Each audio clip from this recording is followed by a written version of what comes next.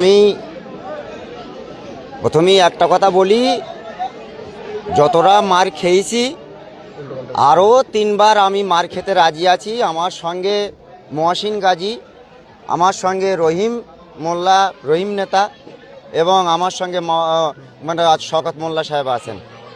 প্রথম যে ঘটনাটা ঘটেছে বা যে ঘটনার শুরুতো আমি তার দুই একটা একটু রাশ করে চলে এসেছি, মারতেও যাইনি, বাকারিগুলো নিয়ে যাইনি, কিচ্ছু যাইনি। কিন্তু তারপরে ওদের কাল থেকে চক্রান্ত চলছিল আমাদের এইটা কি করে বানচাল করা যায়, কি করে ভ্যাকেট করা যায়।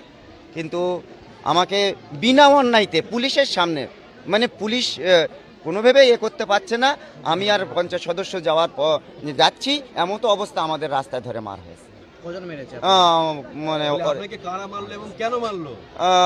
মানে এই গিয়েছিলাম, আমার ছোট ভাইয়ের মতো সে আমার ভাই বলে, ভাইয়া বলে ডাকে।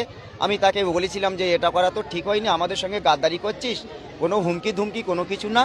কিন্তু এই কথা শুনে সে কিছু বলেনি, তার আত্মীয় স্বজন, তার বউ কেউ কিছু বলেনি। এই ভুট্টা বলে যে ছেলেটা, ভুট্টা মেরেছে আমাকে, আর এতে নাজমুলের মানে ভাইরা আমাকে মেরেছে। ওরা ভাইজান আইএসএফ। আচ্ছা, আমাদের পঞ্চায়েত সদস্য থেকে শুরু করে আমার পঞ্চায়েত সদস্যকে মারা হয়েছে, আমাকে মেরেছে, আমার আছে বুথ সভাপতিকেও মেরেছে, মানে রেজওয়ান মোল্লা কেউ মেরেছে, আমার ধাক্কা ধুক্কি দিয়েছে, আমাদের হাত কেটে গিয়েছে আমাদের চারজনের। আচ্ছা, আমি হচ্ছে তৃণমূল কর্মী। আমার নাম আছে মোহাম্মদ জাহাঙ্গীর হোসেন। আমাকে